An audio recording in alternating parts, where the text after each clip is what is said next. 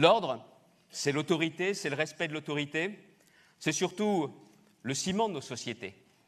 Le respect de la règle, le respect de la loi, si souvent bafoué aujourd'hui, et je ne comprends pas d'ailleurs que le pouvoir aujourd'hui ne voit pas ce besoin essentiel des Français, de la société française, d'être protégés, de remettre de l'ordre dans notre pays. C'est sa fonction première, c'est sa fonction régalienne. Alors bien évidemment, nous allons parler de sécurité et de justice. Nous reprendrons certaines des propositions que nous avions faites l'an dernier, parce qu'elles n'ont pas vu le jour. Il y aura des textes présentés bientôt à l'Assemblée nationale et au Sénat. Alors clairement, avec une double logique, le refus de la naïveté et le refus des propositions des extrêmes, nous ferons entendre notre voix. Ça sera la voix de l'autorité, ça sera la voix aussi du bon sens, ça sera la voix de la vérité, parce qu'il faut regarder la vérité en face. Si rien n'est fait avant 2027, la société française va continuer à se fracturer, va continuer à se défaire. Le repli sur soi, voire les affrontements, risque de voir davantage le jour, et je ne le veux pas pour mon pays. Vous avez vu ce qui s'est passé à Cannes? Vous avez vu ce qui se passe à Nantes? Vous avez vu à Alençon, une ville moyenne où ce sont les dealers qui font la loi? Qu'est-ce qu'attend le pouvoir pour se réveiller? Qu'est-ce qu'attend le gouvernement? Non pas pour rivaliser de trésors d'imagination en termes de communication, mais tout simplement d'amener des résultats pour que l'ordre soit respecté et que l'autorité de l'État et des policiers et gendarmes soit à nouveau respectée.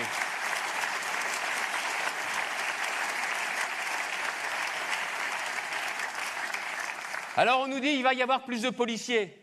Mais plus de policiers, c'est une chose, nous le savons bien, nous le souhaitons. Mais il faut aussi que ces policiers soient soutenus, soient respectés, et qu'on ne s'en prenne pas à eux. On sait pertinemment aujourd'hui qu'il ne s'agit pas seulement d'annoncer des forces de l'ordre en plus, mais il faut aussi que derrière, parce que les forces de l'ordre savent élucider, interpeller, mais il faut derrière que la justice passe. Et aujourd'hui, ce que propose la justice ne nous permet pas suffisamment de faire respecter la loi comme il le faudrait. Je ne voudrais pas tout développer. Cela a été fait ce matin dans l'atelier avec Pierre-Henri et avec Marc-Philippe, et vous avez été nombreux à y assister. Mais on ne peut pas continuer comme cela, avec une telle impunité. L'impunité, elle commence, ça a été dit, avec des travaux d'intérêt général qui ne sont même pas effectués. L'impunité, c'est quand même les amendes, les braves gens payent leurs amendes, les autres s'en moquent royalement.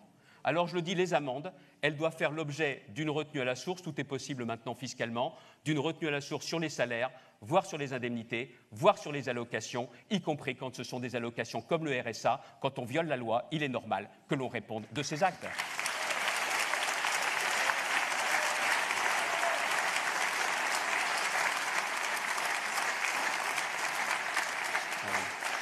Nul besoin de demander l'autorisation à Bruxelles. Nul besoin de faire un référendum constitutionnel. Il suffit d'une loi, il faut tout simplement du courage politique. Il faut tout simplement prendre conscience que ce sont avec aussi des mesures simples que l'on pourra remettre de l'ordre dans notre pays. Et puis il y a la question de la délinquance des mineurs. Je crois à la prévention. Fortement, et ici, Frédéric, nombre d'actions ont été menées par toi-même, par moi également et avec Pierre-André. Mais il faut aussi à un moment donné, quand on ne respecte pas la loi, qu'il y ait une sanction. Il ne s'agit pas de dire que la réponse doit être la même pour tous, mais on ne peut pas continuer à savoir qu'il nous faudrait 2 fois plus de centres éducatifs fermés, il en faudrait un dans chaque département. Qu'est-ce qu'on attend pour justement les réaliser? Ça n'est quand même pas compliqué, cela fait des années qu'on en parle, et je ferai remarquer que cela fait plus de 10 ans que nous ne sommes plus au pouvoir. Voilà clairement ce qu'il nous faut, et nous devons revenir aussi sur la majorité pénale. La majorité pénale doit être fixée à 15 ans. Là encore, nul besoin de référendum constitutionnel, il faut une volonté politique, il faut avoir du courage et surtout entendre la détresse des Français.